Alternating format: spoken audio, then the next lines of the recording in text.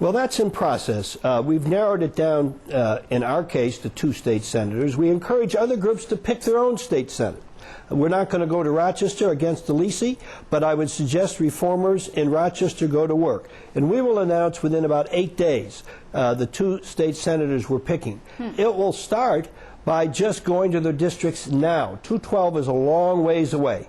While I'm not encouraged this will get solved until 212, the fact is the only prayer to have fair elections in 212 is action now, whether it be by groups like us or the governor deciding that it's reasonable for us to ask him to use his leverage specifically now. Well, otherwise, we just have a... Go ahead, Steve. How much money are you going to spend, Bill? No idea. Okay. And you can't tell us who those 2 senators are? I know the 2 we've picked. I've made calls on one of them. I got to pick the second one. And it's not just New Roosevelt. We will be asking other reform groups, some of the same groups that came up and demonstrated against Pedro Espada in Westchester, to join us. But I can tell you this, we're doing it, but it's just something one group like ours is doing.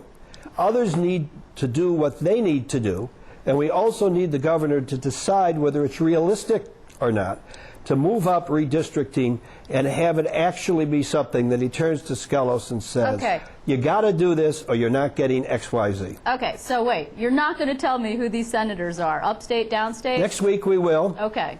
The governor I has can a tell lot you, of... neither one worth considering are in New York City. Okay, interesting.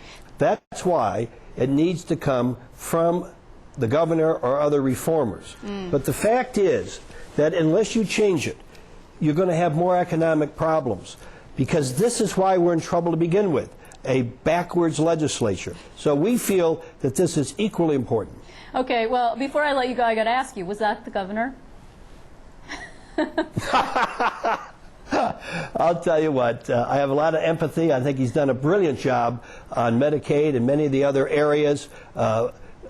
It's presumptuous to think that we sit in his seat, but this is a 35-year-old battle.